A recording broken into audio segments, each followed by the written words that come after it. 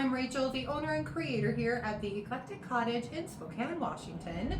Today is Friday, and for today I have a furniture flip for you guys. That's right, I finally managed to finish the dresser project that I've been working on for the last couple weeks. It turned out really, really well. I can't wait to show it to you guys, and without further ado, here is today's project. So this is the dresser that my Aunt Pat gave me out of her basement. Apparently my grandpa bought this used when she was just a little kid, and she's had it for many, many years since. It was a little bit broken, and the bottom of the one drawer was completely out of it. So the very first thing we did was measure some 1/4 inch thick birch wood, and my husband cut me a piece that would fit back into this drawer. So I just used my rubber mallet and just slowly, carefully took that end piece off and slid that new piece of wood down in there.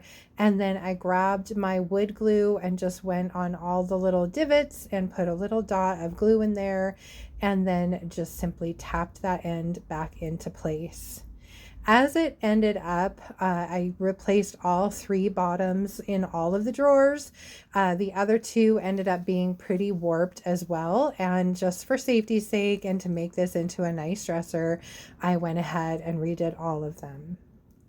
Then it was time to start cleaning, and the first thing I did was grab a cloth with some soapy water, and I washed the inside of this dresser down. It was pretty darn dusty.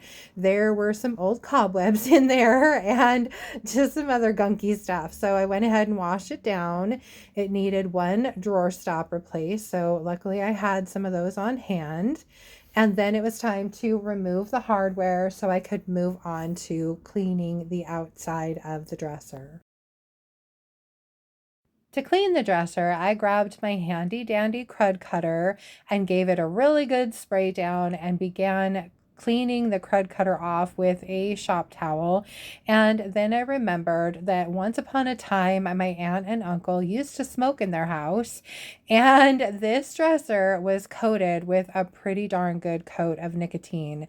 So I probably washed it with crud cutter completely down 5 times, and still it was just a little bit tacky. And then I went in with my clean water and gave it 3 or 4 rinses before I was happy with the results. Once it was clean, I took it outside and began sanding the top of it. I wanted to give this the two-tone look with a wood top and a painted bottom, and I also knew that this was veneer on the top, so I was going to have to be relatively careful with my sander. So I'm just using a 150 grit sandpaper and my little palm sander and just kind of going at it a little bit at a time and sanding down to that beautiful veneered wood underneath. Going around the routered edge with the palm sander is not exactly easy. So I did my best, and then I grabbed some 150 grit sandpaper and just went at it by hand to try and get any of the rest of this dark, dark stain off of the corners of this piece. Once I had sanded as much of the old finish off as I possibly could, I went ahead and wiped everything down with a damp shop towel, and then I began the staining process. For this, I decided to go with a very dark stain, and it's called Dark Walnuts by Minwax. And so I simply just poured a little bit of stain on, and then using a shop towel and a rubber glove, obviously on my hand, I spread that stain around. I ended up putting a nice, good, thick coat on this and letting it soak in really well. And then once it was completely soaked in, I went over it with a dry shop towel and wiped back the excess.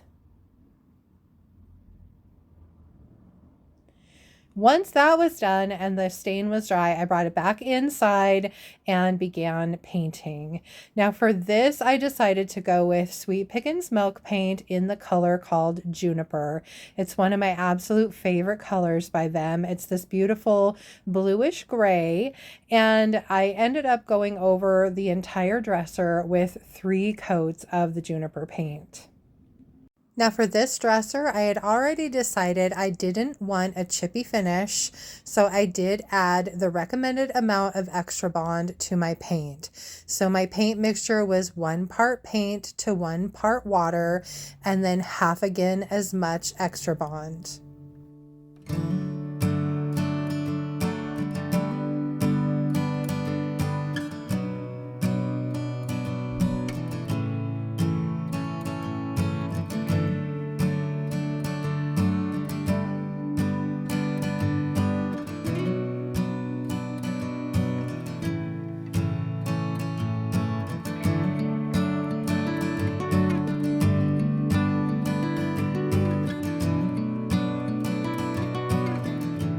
Then once I got all of my drawers painted and everything put back together, I realized I really did not like that super dark color on the top with the paint color. So I took it back outside and re-sanded it down, being very careful to just take the stain off. And once I was done with that, I went over it with a different color of Minwax stain called Special Walnut. It's a lighter color, and I think it was the perfect choice for this dresser. Unfortunately, though, I did not get any footage of me putting that color stain on the top of the dresser. While I had it outside, I went ahead and grabbed my rotary sander. This has some older 220 grit sandpaper that doesn't really have a lot of grit left to it, but I just wanted to go over everything and make sure the paint was nice and smooth and do just a little bit of light distressing. So I just went over the entire bulk of the dresser, and then also the front and the sides of all of the drawers with the rotary sander. Once I was finished with the sander and happy with how everything looked, I grabbed my mister bottle and just sprayed everything down and then wiped back the water just to clean off all of the sanding dust before I took everything back inside. For this dresser, I wanted to add a little special touch, and so I decided to go ahead and stencil the outside of the drawers. For that, I'm using this beautiful stencil by Redesign with Prima called Distressed Wallpaper, and I am applying their Decor wax in the color Eternal with a makeup sponge. Now, this is a little bit of a time-consuming process, and I'm just holding that stencil down firmly with my hand as I apply the Decor wax with the makeup sponge with my other hand. Then I didn't want to seal this with the oil wax that I'm going to be using on the body of the piece, because that would actually take that Decor wax back off of the drawer. So I went ahead and sealed it with some clear matte spray by Rustoleum. Once I had all of the sides of the drawers stenciled, it was time to move on to the front of the dresser. Now, I have known since I started on this dresser that I wanted to use this particular transfer. This is called Woodland Florals. It's by Redesign with Prima. It's one of the transfers curated with Kacha, and it is almost a perfect fit for the front of the dresser. I didn't have to do a thing to measure. I simply had to line up the bottom of the transfer sheet with the bottom of the dresser and then lay it down.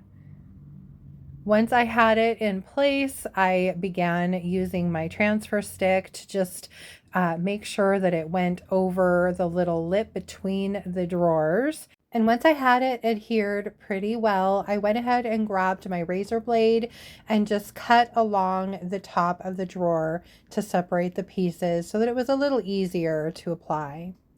Then I grabbed my transfer stick and just began at one end, rubbing the transfer down onto my piece while peeling back that piece of vellum. This is a pretty simple process. It just takes a little bit of patience, and I just worked my way across the entire transfer.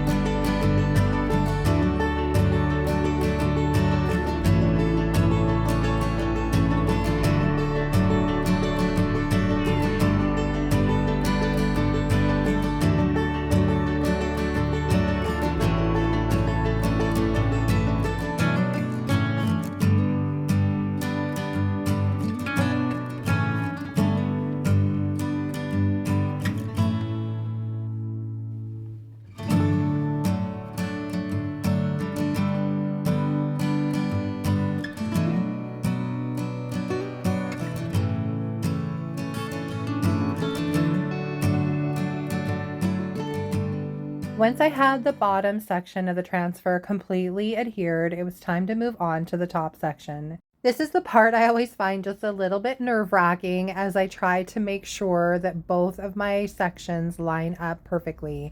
I laid the piece of the backer behind the transfer as I was making sure that I got everything lined up correctly, just so that it wouldn't accidentally stick in the wrong place. Once I had everything lined up perfectly, I went ahead and removed that backer piece out, and then I grabbed my razor blade and again cut along the top of that drawer so that I could move that last piece of transfer up to the top of that little lip between the drawers and make sure that it was adhered exactly where it needed to be as well. Once I got all of my pieces lined up and placed down, it was again time to use that transfer stick to apply the transfer to the front of the dresser.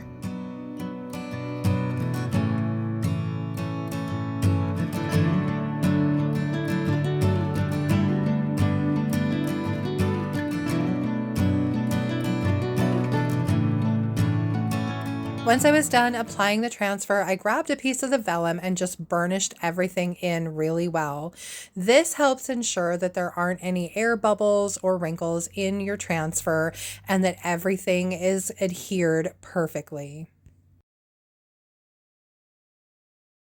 Now, Sweet Pickins milk paint does need to be sealed, and for that, I decided to use Sweet Pickins oil wax in the color dark, and I am just applying a nice, even, thin coat of that oil wax all over anywhere that I had painted with a chip brush. It's a very simple process, and you just paint it on and then walk away and leave your piece for about 15 or 20 minutes. Let it soak in and then come back and wipe it off.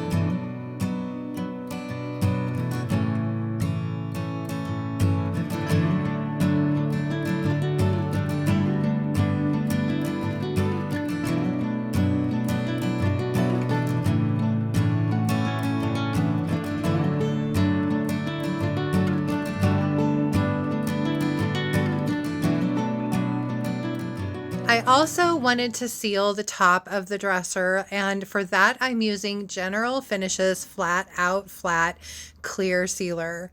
So again, I just poured a little bit of that sealer on and spread it out with a sponge applicator, and I did go over it with 3 coats of that General Finishes top coat. Then I went ahead and sealed the inside of the drawers. For that, I decided to go with Sweet Pickins beeswax in dark. And the reason I picked the beeswax is because it smells fantastic and it seals and conditions the wood. So it took a little bit of elbow grease, but I'm using just my big wax brush and dipping it into that beeswax and then just spreading a nice even layer all over the wood and then wiping back the excess with a shop towel. And I did this to all 3 drawers on the inside. Now, I had decided I wanted to keep the original hardware on the dresser because I really did like it, but it was dingy and old and faded and needed a little bit of a refresh. So I grabbed, again, that Decor wax by Redesign with Prima in Eternal and a small brush, and I just brushed on a thin coat onto all of the pieces of the hardware, and it made it shine and look beautiful and new once again. Then it was just time to apply my newly finished hardware, and then my dresser project is finally finished. I absolutely love how this thing came out. It's such a massive difference from what it looked like when I first got it. I hope you guys like the finished product as much as I do.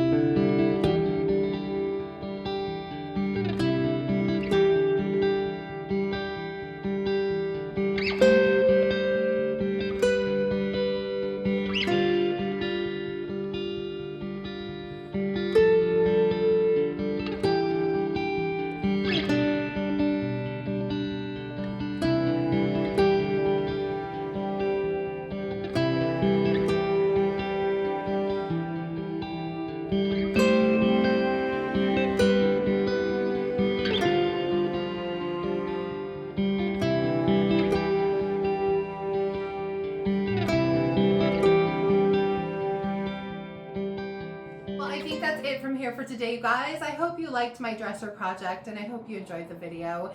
If you did, please remember to give it a thumbs up. I so appreciate that. And if you haven't already, I would love it if you would subscribe to my channel. Then just hit the little notification bell so you don't miss anything. And then don't forget to drop a comment below and let me know what you think of my dresser. I also wanted to mention that I was featured on Sonnet's Garden Blooms on her podcast that came out yesterday. So if you get a chance, go check that out. And also, just a quick reminder, the paint and products you saw me use today can be purchased from me at my website, and that's www.theeclecticcottagespokane.com. I always really appreciate your orders, and of course I carry the Sweet Pickins, I carry DIY, Recycled Treasures, as well as some Redesign with Prima. Now, speaking of Redesign with Prima, I got some new papers in that I'm excited to show you, along with a new stencil. And so if you stay tuned to the end of the video, or in just a few minutes, I will show you some of the beautiful new papers that I got. They are all steampunk, and so just a little different than the normal florals that I normally have here in the cottage. So kind of fun and interesting. I'm looking forward to doing a couple projects with them. And then for Tuesday's video, honestly, at this point, I really don't know exactly what that's going to look like. I am probably going to take you along at the vintage market days, and that will be when I show you our booth and some of the stuff that I did to get ready for the booth. And so I have a feeling that's going to be my Tuesday's video. So I hope you'll join me for that. And until then, I hope you have a fantastic weekend. And thank you so much for being here. I will see you all on Tuesday. Bye. All right, as promised, here are the brand new decoupage papers by Redesign with Prima. These are all their A1 decoupage fiber papers, so they're really good, thick papers that feel almost more like fabric than paper. And like I said, the theme is steampunk, so they're just kind of cool. So the first guy is called Gear Hound, and it's this adorable little dog. Super cute. And then this one is called Gear Spring Honeybee. It's kind of a cool thing. This one's called Clockwork Kitty. So cute, you guys. A little kitten. Thought that was pretty adorable. This one's called Gearfin, and it's really cool, especially if you like the ocean and dolphins. kind of a cool piece. Now this one's probably one of my favorites. It's called Steam Wing Majesty. It's a beautiful peacock. If you watch my videos, sometimes you can hear, if I'm at home, the peacocks screaming in the background. So we have them that run around our neighborhood. This one's called Azure Aviator. And this one is my favorite. I definitely want to do a project with this adorable little bird. So stay tuned for that. And then if you like unicorns, this one's called Technicorn. Just a really pretty unicorn with some gears and whatnot. And lastly, I have Sprocket Sniffer, which is another adorable little puppy. So just super cute. And then there's also a new stencil. This is called Gearworks, and it is all of these cool gears and sprockets that you could use on your pieces. So a lot of fun. I also ordered some different molds. They've been around for a while with Redesign, but I thought they went really well with this theme, and so please check those out on my website as well. Anyway, thanks again, you guys. I will see you back here on Tuesday.